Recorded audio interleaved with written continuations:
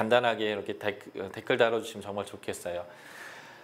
네, 자 요한계시록에 기독교인들이 박해를 당하고 있는데 왜 박해가 일어났는지 요한계시록 제4막 12장부터 15장까지인데 그 중에 12장, 13장이 왜 그리스도인들이 어려움을 당하는지, 지금도요 모슬렘 지역이나 이런 데 가면 기독교인들이 굉장히 어려움 많이 당하거든요. 왜 이런 박해가 일어났는지 하나님의 관점에서 설명하고 있는 내용, 계시록 12장, 13장을 한번 우리가 살펴보도록 하겠습니다. 자, 요한계시록 12장에 나와 있는 내용들을 그림으로 그린 내용들인데요. 12장에 보면 이제 12장, 13장 이 사막이 일곱 개의 표적들인데 해를 옷 입은 여인이 등장합니다. 이 여인의 머리에는 관을 썼는데 12개의 별로 장식된 관을 썼습니다. 이 여인이 아이를 낳게 되는데 이 아이가 바로 예수 그리스도예요. 그래서 천주교는 이 여인을 마리아라고 표현하지만 정확한 해석은 이 여인은 구약에 있는 옛 이스라엘입니다. 옛 이스라엘. 이 옛 이스라엘에서 메시아가 나온다. 다윗의 후손으로 메시아가 나온다라고 성경이 명확하게 얘기하고 있고, 그 증거 중에 하나가 이 여인이 12개의 별로 장식됐다는 건데 하나님 백성이다라는 것을 뜻하고요. 그리고 이 해를 옷 입은 것은 이 여자가 하나님 백성의 영화로움을 표현하는 건데, 사탄이, 옛뱀이 창세기 3장에 나오는 이 예수님을 어떻게 해보려고 했으나 태어나자마자 예수님이 하나님에게로 인도됩니다. 이게 사단의 패배를 의미하는데, 이 용이 머리가 7개예요. 머리는 지도력을 얘기하는데 7은 완전수기 때문에 자기가 세상의 완전한 지도자다 뜻하고 머리에 관을 썼어요. 그러니까 지가 세상의 통치자다라고 거짓을 보여주는 거죠. 요한계시록의 분명한 메시지는 하나님 통치자라는 거예요. 그는 지금도 통치자고 처음부터 통치자였고 마지막기 통치자인데 보좌에 앉아서 세세토록 전능한 능력으로 통치하십니다. 이 사단이 6이 7이 되려고 하는 모습들이 여기서 그대로 보여져요. 그래서 이 아이가 태어나고 하나님께로 인도된 것과 동시적 사건이 하늘에서의 미가엘과 용이 전쟁이 나서 용이 땅으로 쫓겨 내려가는데 별의 3분의 1을 그 꼬리로 쓸어내듯이 그의 쫄개들도 데리고 밑으로 쫓겨나게 됩니다. 용이 사단이 패배한 것이고요. 이게 예수님의 초림의 사건이고, 이 예수님의 초림의 사건을 통해서 뭘 볼 수 있냐면 창세기 3장 15절 여자의 후손이 뱀의 머리를 상하게 할 것이고 뱀은 여자의 자손의 발꿈치를 상하게 할 거다라고 있는 이 원복음의 성취적 사건이 바로 이 두 사건입니다. 그래서 용이 땅으로 쫓겨왔는데 이 여자에게 해코지를 하려고 그 입에서 물을 쏟아냅니다. 이 요한계시록 기록할 당시에 고대 사람들은 물을 악이라고 생각했어요. 혼돈으로요. 그래서 이 용이 물을 쏟아내는데 하나님이 땅을 벌려서 이 물을 다 흡수해서 여자를 해하지 못하게 합니다. 그러니까 용이 너무너무 화가 나는 거예요. 그래서 요한계시록 12장 마지막 17절 이 분노와 용의 계획이 있는데요. 용이 여자에게 분노하여 돌아가서 그 여자의 남은 자손 누굴까요? 바로 그리스도인이에요. 이 여자의 남은 자손 곧 하나님의 계명을 지키며 그의 증거를 가진 자. 하나님의 계명을 지킨다라는 것이 선한 삶으로 복음을 증거한다라는 의미인데, 이게 바로 이제 우리 그리스도인의 정체성이에요. 왕과 제사장과 선지자의 신분으로 하나님의 삶, 이걸 거룩하다고 표현하고요. 이게 이 거룩함을 우리가 드러낼 복음이 증거이죠. 이 사람과 더불어 싸우려고 모래 위에 섰다라는 거예요. 그래서 이 용이 지금 기독교인을 박해하려고 그래서 어떤 일을 행하냐면 2마리의 짐승을 끄집어 올리는데 하나가 바다에서 올라오는 짐승이고 하나는 땅에서 올라오는 짐승입니다. 바로 이 용과 같이 바다에서 올라오는 짐승은 머리가 7개이고 왕관을 썼어요. 마치 세상의 주인인 척하면서 세상을 미혹하는 존재인데 이게 바로 제국, 정치적 힘을 뜻합니다. 이것을 볼 수 있도록 했던 것이 구약의 다니엘서인데요. 다니엘서 7장에 보면 다니엘이 본 4짐승이 있습니다. 첫 짐승이 바벨론을 뜻하는 사자고요. 곰은 페르시아를 뜻합니다. 그리고 머리가 4개이고 날개가 2개 달린 이 짐승은 헬라 제국이고요. 흉측한 괴물은 로마를 뜻하는데 이 짐승의 머리요. 짐승이니까 대가리로 표현할게요. 대가리가 하나, 둘, 셋, 그리고 여기에 4개가 있으니까 총 7개의 머리를 갖고 있는데 이 다니엘서의 이 제국의 상징대로 이 바다에서 올라온 짐승이 용의 권세를 받아서 기독교인들을 박해하는데 이게 바로 정치적 힘을 갖고 있는 제국들이 기독교의 성도들을 박해하게 되는 거예요. 로마 시대부터 예수님이 재림하시는 온데까지 그렇게 하는 거죠. 그리고 이 제국의 스피커가 되어서 사람들을 미혹하는 짐승이 바로 이 땅에서 올라오는 거짓 선지자들입니다. 이런 일들이 예수님 당시부터 지금까지 계속 일어나고 있는데 제국의 정치적 힘과 종교가 연합돼서 예수 그리스도를 믿지 못하게 하거나 복음이 전파되는 것을 막는 일들이 일어나고 있는 거예요. 이게 바로 사단이 하고 있는 일이고 이 사단이 그가 멸망하는 마지막 때까지 그가 하는 일들인데 우리 그리스도인들은 아직 용납받지 못한 죄인들 위하여 이들에게 복음을 전하는 과정에서 박해를 경험할 수밖에 없습니다. 요한계시록 6장 이미 순교당한 자들이 하나님의 보좌 앞에 있는 제단에서 왜 우리의 이 억울함을 신원해 주지 않습니까? 쟤들이 우리 죽이지 않았습니까? 할 때 주님이 우리에게 흰옷을 입혀주시면서 더 많은 사람의 순교의 피가 흘려야 된다라고 말씀하셨어요. 그 이유는 믿지 않는 자들이 구원받게 하기 위한 겁니다. 그래서 이슬람 국가들이 그들의 목사와 같은 존재가 이맘들이에요. 이 이맘과 함께 기독교를 박해하거나 공산주의 국가, 사회주의 국가죠. 이 국가들은 우리는 종교가 없다라는 무신론을 가지고 박해를 해요. 그래서 중국에서 쫓겨나온 선교사님들이 어마어마하게 많죠. 뭐 통계상으로는 뭐 10,000명에서 20,000명 가까이 나오셨다고 하는데 이런 일들이 벌어지거나 힌두 국가에서 그의 이제 이만과 같은 그 종교 지도자가 구루인데 이들이 또 기독교를 박해합니다. 이 대표적인 게 이제 인도 같은 지역이죠. 인도에서는 교회를 막 불태우기도 하고 선교사들이 많이 쫓겨나오기도 합니다. 이게 현재도 일어나는 일인데 로마의 제국 때부터 지금까지 그리고 예수 그리스도께서 재림할 때까지 이 일들은 계속 이루어질 겁니다. 그래서 지금이 이제 이분이 시진핑 주석이에요. 중국에.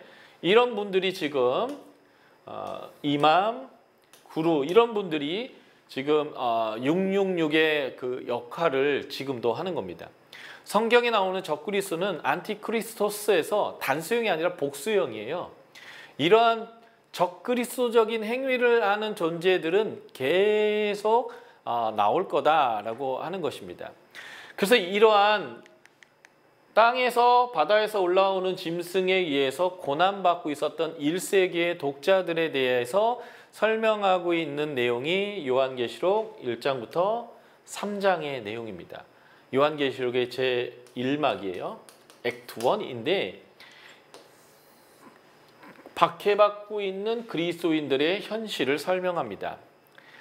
자, 2장 3장에서 어떤 박해를 받고 있냐면 2장 13절 봤더니 버가모 교회에 사탄의 권자가 있다고 얘기합니다. 이게 황제 숭배의 신전이 버가모에 있었어요. 우리가 잘 아는 마태복음 16장에 가이사랴 빌립보 또는 빌립보 가이사랴로 예수님이 가는 도중에서 제자들에게 너희는 나를 누구라 하느냐 해서 베드로가 주는 그리스도요 살아계신 하나님의 아들이다 이 고백을 했던 그 가이사랴 빌립보에 가면 아우구스투스라고 하는 로마 일대 황제를 위한 숭배 신전이 있었습니다. 지금은 터만 있지만요. 그러니까 버가모 같은 데는 황제 숭배가 이루어지고 있고 이들에 의해서 박해가 일어나고 있고요. 계시록 2장 9절 서머나 교회와 계시록 3장 9절 빌라델필 교회에 있는 곳에는 회당이 있는데 이 회당을 요한계시록은 사탄의 회당이라고 표현해요. 유대교의 박해죠. 이게 바로 거짓 종교예요. 로마 제국과 바다에서 올라온 짐승, 거짓 종교라고 하는 땅에서 올라온 짐승에 의해서 이 기독교인들이 박해당하고 있는 상황을 설명하고 있는데 이 설명 이전에 요한이 본 게 있어요. 요한계시록 1장에서 말이죠. 예수님이 일곱 촛대, 이 일곱 촛대가 바로 소아시아 일곱 교회, 이 요한계시록을 읽어야 되는 교회들인데 이 교회 사이를 예수님 다니시는 거예요. 이들은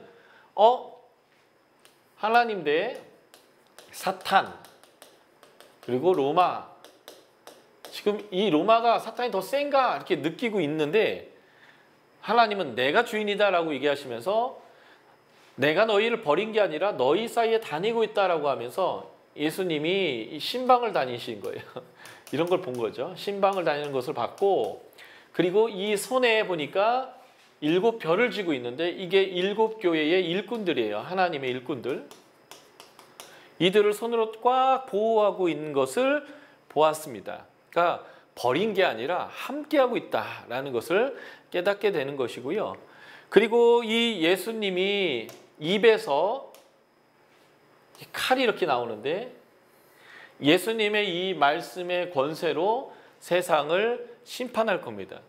그래서 이 말씀의 권세를 받은 우리들이 그 하나님의 심판 이전에 세상 가운데 하나님을 증거하는 일을 해야 된다라는 것을 설명하는 것이 요한계시록이죠. 자, 요한계시록은 하나님의 주권을 드러냅니다. 처음부터 주인이었고 지금도 주인이고 마지막까지 주인인 그분이 알파와 오메가인 그분이 주권을 시행하는데 그 주권이 어떻게 시행될 거냐면 마지막 때에 모두 심판할 겁니다. 악의 삼위일체와 왕과 관원과 부자와 가난한 자, 주인, 종까지를 믿지 않는 자는 다 심판할 건데 이 하나님의 주권이 심판 이전에 어떻게 사용되냐면 먼저 경고를 하세요. 돌이켜라 라고 하는 거죠. 그래서 예수님의 재림 전까지가 이 하나님의 주권이 경고로 등장하게 되는데 그게 바로 요한계시록 4장부터 15장까지인 제2막, 3막, 4막이라고 하는 7인, 7나팔, 7표적을 통해서 경고하는 거예요. 7표적은 우리가 아까 이미 봤어요. 12장, 13장. 어떤 일이 일어났길래 사단이 이렇게 열받아가고 마지막 발악을 하고 있는가. 그래서 거짓 종교와 제국을 통해서 기독교를 박해하고 있는가라는 이유를 여기서 설명한 거고요. 이 마지막 때에 하나님이 하고 있는 일이 7인과 7나팔인데 미군들이 전쟁을 할 때 어느 지역을 차지하기 위해서 지상군을 먼저 투입하지 않아요. 왜냐하면 바로 투입하면 군대가 많이 죽기 때문에 그렇죠. 그래서 미사일을 쏘고 대포를 쓰고 비행기를 보내서 폭격을 해서 적군의 공군기지와 적군의 미사일기지, 적군의 국방부, 적군의 지도자들이 있는 곳 그들의 모든 전력을 초토화시켜서 다 무너뜨린 다음에 지상군을 내보내서 정복하게 되는데 바로 하나님의 공중 지원, 미사일을 쏘고 대포를 쏘고 폭격기를 보내서 폭격하는 것 같은 이 공중 지원이 바로 인과 나팔이에요. 하나님이 경고하는 거죠. 하나님의 전능하심을 보여주면서 여기에 플러스 지상군, 군대가 투입되는데 이게 바로 성도예요. 지금 이 마지막 때 예수님의 초림 때부터 재림 때까지는 사단이 발악을 하지만 우리가 이미 승리한 자이고 승리할 자로서 그 마지막 승리의 전쟁을 하는데, 승리의 전쟁이 그냥 다 죽여버리는 게 아니라 많은 사람들을 구해내어서 마지막 심판의 대상이 되지 않도록 하는 초림과 재림 사이에 주님의 주권이 인과 나팔로 사용되어 있고, 그때 성령의 능력으로 우리가 예수님과 더불어 1000년 동안 왕노릇하는 기간이 바로 이 예수님의 초림과 재림 사이의 기간입니다. 자, 그래서 요 박스 안에 있는 일들이 일곱인, 일곱 나팔이고, 예수님의 초림과 재림 전에, 재림 사이에, 재림 직전에까지 우리가 지상군으로서 사람들을 우리가 지키는 계명을 지키는 것과 증거하는 말씀으로 전할 때에 하나님의 도움이 바로 이 하나님의 주권으로 인과 나팔로 사용되어지는데요. 일곱인입니다. 옛날엔 이렇게 편지를 이렇게 인으로 딱 봉인했는데요. 이것이 7개의 인이라면 완전한 봉인이에요. 하나님의 주권을 그 누구도 시행할 수 없어요. 그런데 시행할 수 있는 유일한 분이 있는데 그게 바로 죽었다 살아나신 예수 그리스도입니다. 그분을 통해서 하나님의 주권이 시행되는 것이 일곱인입니다. 그래서 일곱인, 일곱나팔, 일곱대접이 되기 전에 아주 길게 4장, 5장, 2장에서 하나님의 주권이 하늘 보좌로부터 시행된 게 인이고 나팔이다라는 것을 보여주는 내용이 4장, 5장이고요. 하나님이 영광스러워서 그 얼굴을 뵐 수 없어요. 그리고 7개의 등불로 표현되는 7개가 완전수인데 완전한 성령님을 뜻하고요. 그 앞에 그룹이 4개가 있습니다. 요한계시록을 포함한 성경에서 4는 피조세계를 뜻하고요. 이 피조세계 위에 삼위일체 하나님이 합쳐지면 4 더하기 3은 7인데 이게 하나님의 나라의 완전입니다. 그래서 세상을 하나님께서 7일 동안 만드셨죠. 물질을 6일 동안 만들었을지 모르지만 7일 동안 하나님이 만드신 것은요, 하나님 나라를 만든 겁니다. 그래서 이게 하늘의 보좌인데, 이 하늘의 보좌가 나온 다음에 5장에 보면 이런 그림이 나옵니다. 예수 그리스도는 유다의 사자이시고 그리고 어린 양이시죠. 이게 이제 예수님을 뜻하게 되고요. 세상에서는 이렇게 사자와 어린 양이 평안하게 지낼 수 없습니다.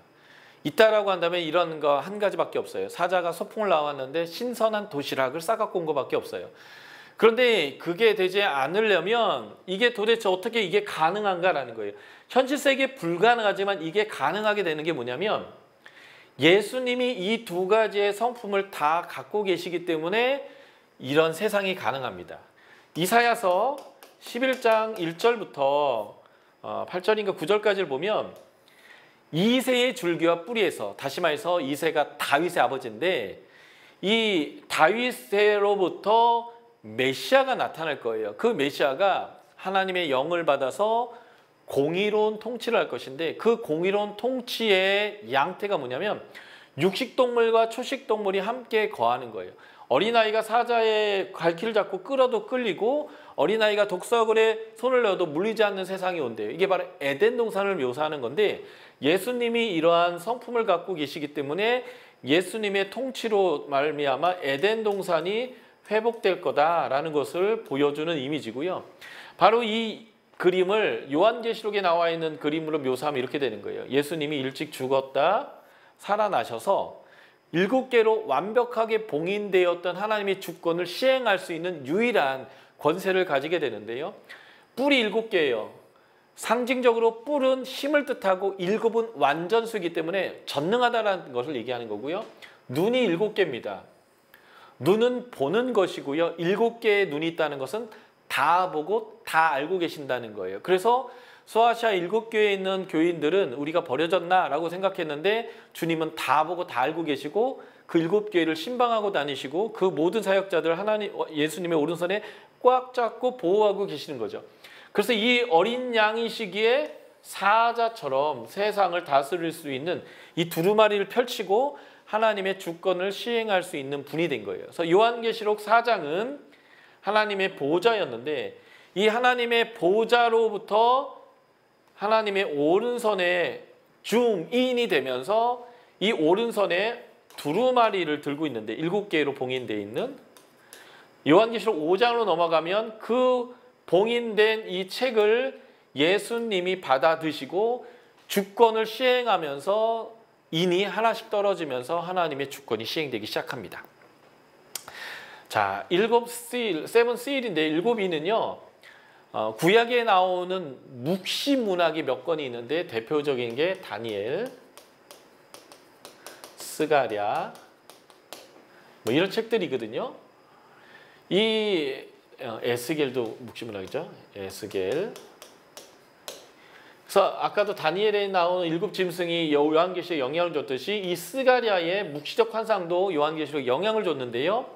스가랴서에 보면 말들이 등장하는 본문이 있어요. 1장 7에서 17절과 6장 1에서 8절인데 하나님이 세상이 어떻게 돌아가는지를 말들을 보냈어요. 4가지 말을 보내서 그 말들이 이 하나님이 보낸 세상을 보고 돌아와요. 그리고 그 보고를 받은 하나님이 4개의 병거를 보내서 세상을 심판하는 것이 이 스가랴에서 나오는데 그래서 스가랴에 의하면 말은 하나님의 주권 시행을 뜻하는 상징입니다. 그래서 이 예수님이 인을 하나 띌 때마다 오라라는 소리와 함께 4가지 색깔의 말이 뛰쳐나오는 이 환상은 하나님이 지금 세상을 향한 주권을 시행하고 있다라는 것을 보여주는 건데요. 첫 번째와 두 번째 인은 전쟁을 뜻합니다. 첫 번째는 흰 말이고 두 번째 말은 붉은 말인데 여기는 활을 가졌고요. 여기는 칼을 가졌습니다. 그래서 이기고 이기려 한다, 땅에서 화평을 제한다라는 것은 첫 번째, 두 번째는 전쟁을 말하는 거예요. 하나님이 세상 여기저기에서 전쟁과 내전을 허락하셔서 그런 일들이 일어나는 거죠. 세상은 평화원하지만 전쟁의 소문 들어간다. 이 찬양 아시면 연식이 굉장히 오래되신 분인데 20세기 때 많이 불려졌던 복음성가 중에 하나이거든요. 세상은 평화원하지만 전쟁의 소문도 이게 이제 마지막 때의 증거예요. 왜냐하면 마태복음 24장, 마가복음 13장, 누가복음 21장이 말세에 대한 가르침을 보여주는 장들인데 이때의 말세의 징조는 처처의 기근과 전쟁과 난리의 소문이 있고 거짓 선지자들이 메시아가 나타나서 내가 그다라고 사람들을 미혹한다라는 거예요. 바로 그런 일들이 이 마지막 때에 일어나는데 이게 7인 중에 이 두 번째, 세 번째 인이 보여주는 거고요.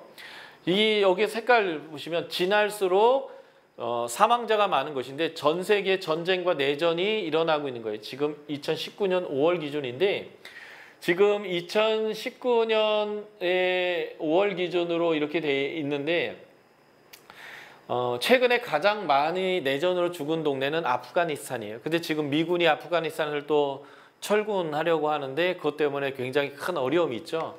전쟁이 세상 곳곳에서 이루어지고 있는 겁니다. 요 아프리카를 예를 들어서 제가 설명해 볼게요. 여기 2번 수단은요. 내전을 통해서 20만 명이 죽었습니다. 여기 소말리아, 3번 소말리아는요. 55만 명이 내전으로 죽었고요. 여기 중앙아프리카인 콩고 민주화공화국은 380만 명이 내전으로 죽었고요. 그리고 여기 앙골라 같은 경우에도 50만 명이 내전을 통하여 죽었습니다. 몇 년 전에 시리아 내전이 터졌고 그 시리아의 내전에서 아이 하나가 지중해변을 떠밀려 왔는데 모래사장에 코박고 이렇게 죽어있는 모습 때문에 굉장히 난리가 나는 적이 있잖아요. 이런 일들이 전 세계에 일어나고 있는 것이 바로 이 인 나팔이 보여주는 상징입니다. 세 번째 인과 네 번째 인은 기근과 전염병을 뜻합니다. 그래서 검은 말은 기근이 있는 거예요. 그리고 청황색 말은 그 지옥이 있고 사망이 있고 그 뒤에 지옥이 막 따라온다라는 표현으로서 전염병을 보여주고 있는 것인데요. 에스겔서나 예레미야서 하나님이 남유다를 멸망시키는 BC 586년, 이게 하나님의 나라에서는 종말의 사건이었는데, 이 종말을 표현할 때 검과 흉년과 사망과 땅의 짐승으로 죽인다 해서 이런 단어들이 나오면 하나님에 의해서 이루어지는 심판이다라는 의미로 구약에서는 상징화되는데요. 지금 하나님이 기근과 전쟁을 통해서 세상을 심판하고 있다는 것을 보여주는데, 이게 부분적으로 이루어지고 있습니다. 경고이기 때문에 그래요. 그런데 예수님이 재림할 때는 이 경고가 아니라 전면적인 심판이 이루어질 겁니다. 그래서 세상 곳곳에 기근이, 그리고 지금도 코비드와 같은 전염병들이 세상에 창궐할 겁니다. 코로나19가 작년 초에 시작할 때 모든 전염병 학자들은 정확하게 말했어요. 1, 2년 안에 안 끝날 거라고. 우리가 끝날 거라고 기대했지, 학자들은 한 번도 빨리 끝난다고 얘기한 적이 없어요. 그리고 백신이 나오지만 그 백신이 너무 급하게 나오기 때문에 위험도가 있을 거고 그 백신으로는 막아낼 수 없을 거라고 모든 전염병 학자들은 정확하게 얘기했습니다. 초기부터. 왜요? 변이 때문에. 그 변이가 오는 속도보다 백신이 그것을 따라가는 속도가 늦을 거라고 아예 분명하게 재작년 19년 이 바이러스 우한에서 처음 발견됐을 때부터 작년 20년 초까지 모든 전염병 학자들은 명확하게 얘기했어요. 그러나 국가들이 어쨌든 사람들을 안심시키려고 얘기를 이제 백신 맞으면 된다, 백신 맞으면 된다라고 얘기했던 거죠. 백신을 맞으면 도움이 되는 건 사실입니다. 그런데 어쨌든 마지막 때의 징조는 이런 것들이 일어날 수밖에 없는 것이요. 하나님 없이, 과학으로 하나님 없이 우리가 행복할 수 있는 방법은 없습니다. 이게 이제 일곱 인이 보여주는 내용인데요. 하나님이 경고로서 부분적으로 어려움을 주는데, 예수님이 재림할 때는 부분적이 아니라 완전히 끝납니다. 이 완전한 심판에 오기 전에 빨리 돌이켜라 라고 하는 것이 이 인의 모습입니다.